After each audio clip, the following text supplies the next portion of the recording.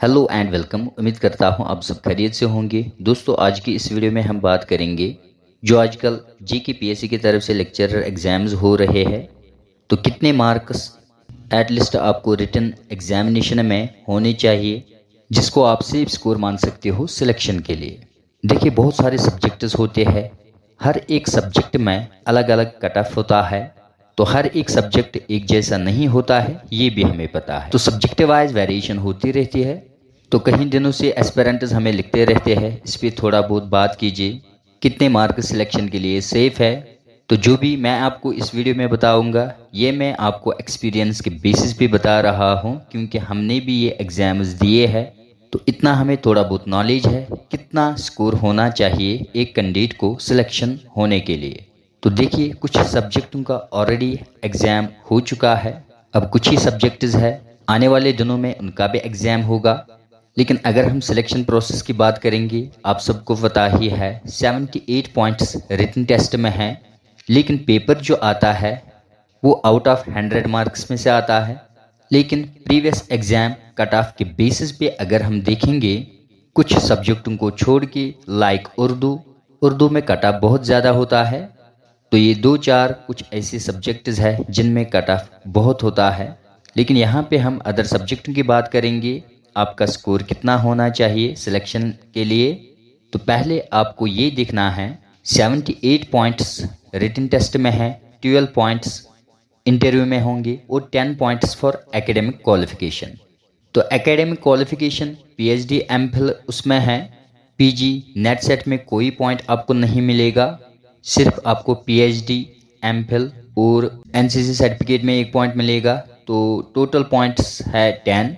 अगर आपके पास ये 10 पॉइंट्स भी है फिर तो आपको बहुत ज़्यादा फ़ायदा है। लेकिन तो पहले हम यहाँ पे बात करेंगे पीएचडी कैंडिडेटों की। उनकी जो सिलेक्शन है वो 60 मार्क्स पे भी हो सकती है। अगर उन्होंने 60 मार्क्स लिया है रिटन टेस्ट में तो उनकी सिलेक्शन हो सकती है, लेकिन नहीं भी हो सकती है। वो क्यों? क्योंकि रिटन टेस्ट में सब इक्वल है। फॉर एग्जाम्पल, अगर किसी कैंडिडेट को 60 पॉइंट्स है, रिटन एग्जामिनेशन में उसके पास पीएचडी भी है, अगर हम यहाँ पे उसका स्कोर कैलकुलेट करेंगे 60 डिवाइड 100 मल्टीपल 78, तो उसके 46.8 अप्रॉक्स पॉइंट्स आएंगे रिटन एग्जामिनेशन में। सपोज मान के चलिए इंटरव्यू में उसके 8 मार्क्स आ गए, हो गए 54.8। अगर उसने एमफिल पीएचडी किया है उसके भी उसको 9 पॉइंट्स मिलेंगे, तो एटलीस्ट उसको 63 पॉइंट्स आएंगे। अगर एमफिल नहीं है तो 60 तो आ ही जाएंगे। तो अगर किसी कैंडिडेट का स्कोर 60 मार्क्स आ गए रिटन एग्जामिनेशन में, उस कैंडिडेट के लिए ये भी सेफ स्कोर है। लेकिन ये भी मैं आपको बता रहा हूँ, इस स्कोर पे उसकी सिलेक्शन नहीं भी हो सकती है। वो कैसे?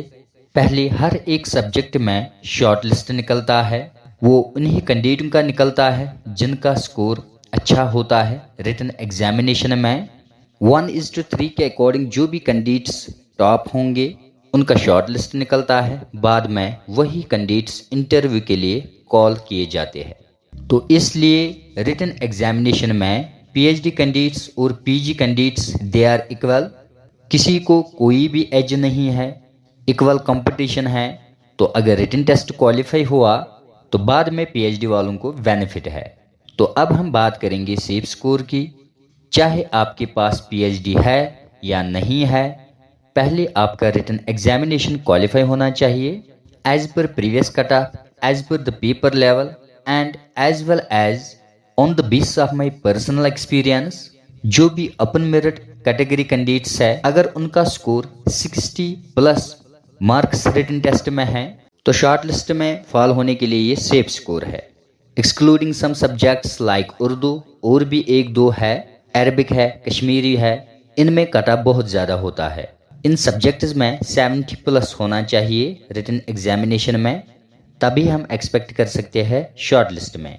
तो रिसेंटली आपने देखा होगा या सुना भी होगा, उर्दू सब्जेक्ट में बहुत सारे ऐसे कैंडिडेट्स हैं जिनके मार्क्स 100 आउट ऑफ 100 है। तो ये ऐसे कुछ सब्जेक्ट्स हैं जिनमें स्कोर ज़्यादा आ रहा है। उर्दू को छोड़ के जो बाकी सब्जेक्ट्स है, अगर आपका स्कोर 60 प्लस आ रहा है तो ये आपके लिए सेफ स्कोर है। और जो रिजर्व्ड कैटेगरीज है उनमें तो ऑलरेडी अपन मेरिट से काम होता है। तो reserved and non reserved category, both category के लिए आप हमारी वेबसाइट पे चेक कर सकते हो। हमने ऑलरेडी इस पे ब्लॉग पोस्ट लिखा है, सीप स्कोर क्या है। गूगल में आप सर्च कीजिए जेके करियर स्टडी, विजिट करके आप सीप स्कोर चेक कर सकते हो। मिलते हैं नेक्स्ट वीडियो में। टिल देन अल्लाह हाफिज़।